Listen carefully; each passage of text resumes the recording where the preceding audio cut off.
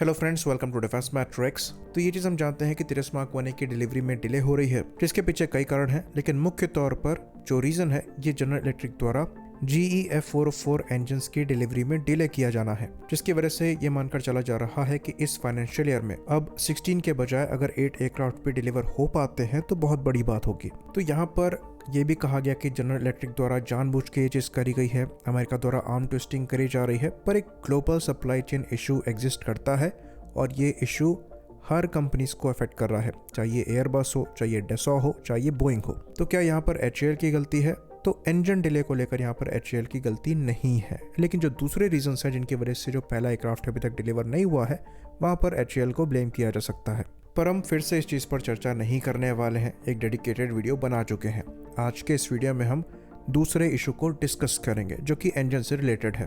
तो definitely general electric द्वारा जानबूझकर यहाँ पर इंजन को डिले नहीं किया गया है, लेकिन इंडियन एयरफोर्स इस चीज़ की वजह से सफ़र कर रही है। और एक तरीके से तेजस जैसे इंपॉर्टेंट प्रोजेक्ट के लिए अगर हम अमेरिका पे डिपेंडेंट हैं तो ये भी लॉन्ग टर्म में हमारे लिए प्रॉब्लमेटिक हो सकता है। तो यहाँ पर हमें ऑल्टरनेटिव सॉल्यूशंस देखने चाहिए। तो जो दूसरा इंजन F404 के बजाय यूज़ हो सकता है, ये रशियन RD-33 इंजन है या फिर उसका कोई वेरिएंट जो कि पाकिस्तान के JF-17 में भी इस्तेमाल होता है और हमारे MiG-29 के साथ भी ऑपरेशनल है। इवन इनके जो लेटेस्ट RD-33M के इंजन्स हैं जो कि MiG-35 और MiG-29K में इस्तेमाल किए जाते हैं, उनको भी यहाँ पर इस्तेमाल किया जा सकता है, जो कि मैक्सिमम 88 किलो न्यूटन का थ्रस्ट पैदा करने में सक्षम है और वहाँ पर सर्विस लाइफ वगैरह भी काफ़ी ज़्यादा इम्प्रूव्ड है। ये इंजन्स हमारे MiG-29K के साथ ऑपरेशनल है और एक अच्छा ऑल्टरनेटिव हो सकते हैं। तो इन इंजन्स के साथ भी LCA-13 को टेस्ट किया जा सकता है, पर एफिशिएंसी और रिलायबिलिटी में जनरल इलेक्ट्रिक के F404 इंजन्स ज़्यादा बेहतर है। और MiG-29K के जो इंजन्स हैं, इनका जो अवेलेबिलिटी रेट है ये हमारे लिए इशू रहा है। CAG की रिपोर्ट में ये चीज़ हमने देखी है। तो इन इंजन्स पर डिपेंड करना भी LCA-13 के अवेलेबिलिटी रेट को अफेक्ट कर सकता है। साथ ही साथ यहाँ पर भी हम डिपेंडेंट होंगे इस बार रशिया पर, जो कि हमारे लिए अमेरिका से ज़्यादा रिलायबल है, लेकिन इसका मतलब ये नहीं है कि वो एक आइडियल पार्टनर है। उन्होंने भी इंडिया का काफ़ी फ़ायदा उठाया है। तो यहाँ पर हमने पास्ट में एक वीडियो बनाया था जहाँ पर हमने बताया था कि जो पॉसिबल सॉल्यूशन है ये कावेरी इंजन ही है, जो कि ओरिजिनली इस प्लेटफॉर्म के लिए डेवलप किया जा रहा था। उस प्रोग्राम में हम काफ़ी अच्छी खासी प्रोग्रेस कर चुके हैं और 73 से 75 किलो न्यूटन का स्टेबल थ्रस्ट ये इंजन प्रोड्यूस कर पा रहा है। वज़न भी यहाँ पर कम किया जा रहा है और आने वाले कुछ समय में इस इंजन को LCA-13 से इंटीग्रेट भी किया जाएगा। पर फिर भी जो मैक्सिमम थ्रस्ट नंबर है ये रिक्वायर्ड थ्रस्ट से काफ़ी ज़्यादा कम है। जो करंट F404 इंजन है ये मैक्सिमम 85 किलो न्यूटन का थ्रस्ट पैदा कर पाता है। ये GE F404 का IN-20 वर्जन है, जो कि सबसे ज़्यादा पावरफुल वर्जन है। लेकिन ये बात आपको जानकर हैरानी होगी कि फिर भी यहाँ पर जो थ्रस्ट नंबर है ये रिक्वायर्ड थ्रस्ट से थोड़ा कम ही है। जो ओरिजिनल थ्रस्ट की रिक्वायरमेंट थी ये 90 किलो न्यूटन के अप्रॉक्स की थी। तो शुरुआत में तिरस मार्क 1 के जो कम ऑर्डर्स दिए गए थे उसके पीछे जो बड़ा रीज़न था वो ये था कि उस समय एयरफोर्स इस प्लेटफॉर्म की फिजिकल परफॉर्मेंस से सेटिस्फाइड नहीं थी। तो जो जनरल इलेक्ट्रिक F404 इंजन फिलहाल के लिए इस्तेमाल किया जा रहा है वो इन प्लेटफॉर्म्स के लिए मेन इंजन नहीं होने वाला था।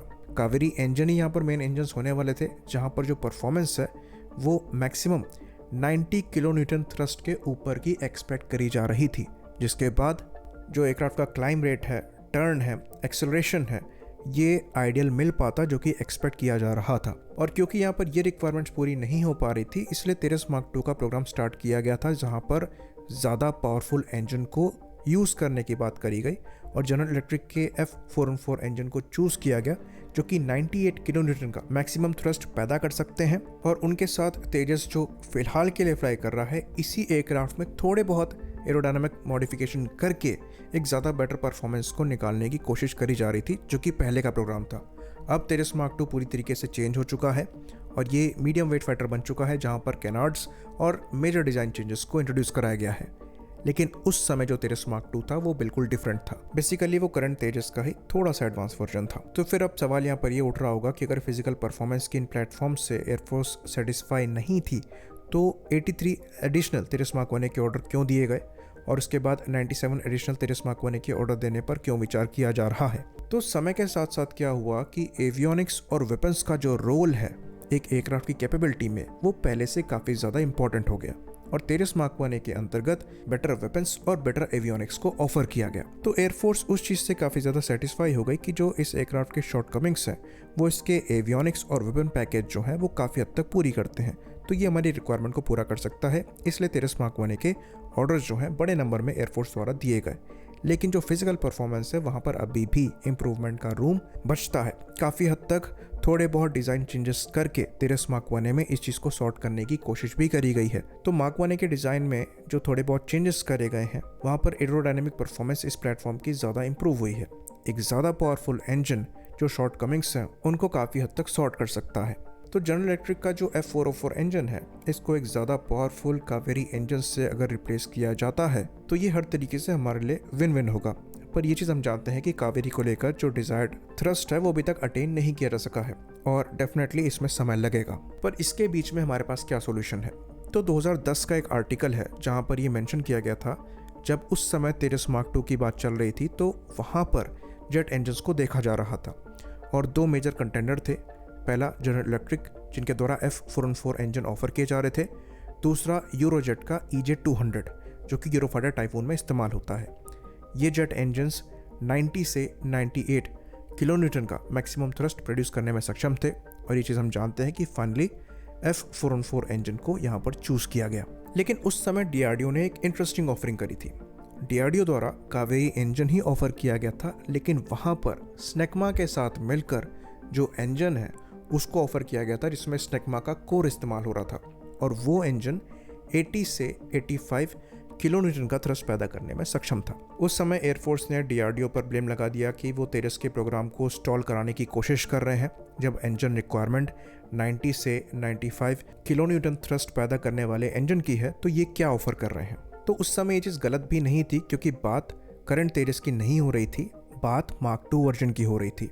ऑल्दो उस समय मार्क 2 डिफरेंट था, लेकिन वहाँ पर ज़्यादा थ्रस्ट वाले इंजन की रिक्वायरमेंट थी और एयरफोर्स का ये भी कहना था कि यहाँ पर DRDO का ज़्यादा कंट्रीब्यूशन नहीं होगा, कोर पूरा का पूरा स्नेकमा का रहेगा, तो DRDO द्वारा यहाँ पर इंडिजिनस स्टैंप लगाकर ये इंजन हमको दे दिया जाएगा। तो उस समय के हिसाब से ये बात बिल्कुल ठीक थी। लेकिन जब हम आज चीज़ों को देख रहे हैं, जब हमने कावेरी के इंजन में अच्छी खासी प्रोग्रेस कर ली है, साथ ही साथ तेजस मार्क 1A के इतने बड़े नंबर्स में ऑर्डर दिए जा रहे हैं और तेजस मार्क 2 एक डिफरेंट प्रोग्राम है जिसके लिए हम F414 इंजन चूज़ कर चुके हैं, तो आज DRDO का जो उस समय का ऑफर है ये काफ़ी इंटरेस्टिंग नज़र आता है क्योंकि जो करंट F404 इंजन है ये भी 85 किलोन्यूटन का मैक्सिमम थ्रस्ट पैदा करता है। इंजन का जो वज़न है कावेरी में ये हम कर चुके हैं।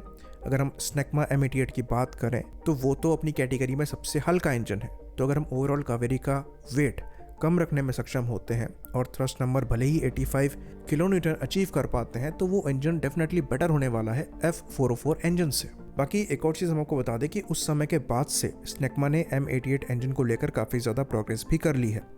इवन उन्होंने M88-3 इंजन को भी डेवलप किया है जहाँ पर थ्रस्ट 90 किलोन्यूटन तक अचीव किया गया है क्योंकि वहाँ पर नए लो प्रेशर कंप्रेसर और नए स्टेटर वेन स्टेज को यूज़ करने की वजह से जो मास फ्लो रेट है वो काफ़ी इंक्रीज हुआ है। तो आज अगर हम इस डायरेक्शन में जाते हैं तो हो सकता है हमें F404 से बेटर इंजन मिल जाए और भले ही ये इंजन कम्प्लीटली इंडिजिनस ना हो, पर अगर as a stop gap option हम इस इंजन को देखें तो ये बहुत अच्छा ऑप्शन नज़र आता है। बाकी जो डोमेस्टिक कावेरी प्रोग्राम है उसको इससे अलग रखा जा सकता है, जहाँ पर हमारी प्रोग्रेस चल रही है उस पर हम काम करते रह सकते हैं, पर इस ऑल्टरनेट ऑप्शन को हम देख सकते हैं जो कि हमें अभी के लिए सबसे बेस्ट ऑप्शन नज़र आ रहा है एज एन F404 ऑल्टरनेटिव।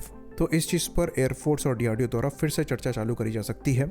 हम स्नेकमा को एज एन पार्टनर देख रहे हैं फ्यूचर के 110 किलोन्यूटन क्लास के जेट इंजन्स को डेवलप करने के लिए, तो उस प्रोग्राम को हम इसके साथ रिलेट करके एग्जीक्यूट करने पर भी विचार कर सकते हैं। तो ये हमारे लिए एक क्विक फिक्स बन सकता है। बाकी जो कम्प्लीटली इंडिजिनस कावेरी प्रोग्राम है वो हमारे लिए लॉन्ग टर्म में यूजफुल हो सकता है। तो डेफिनेटली यहाँ पर जो इंजन हमें मिलेगा ये कम्प्लीटली इंडिजिनस नहीं होगा, पर एक बेटर सॉल्यूशन होगा टोटली इम्पोर्टेड इंजन से। आई होप इन्फॉर्मेशन यहाँ पर क्लियर रही हो।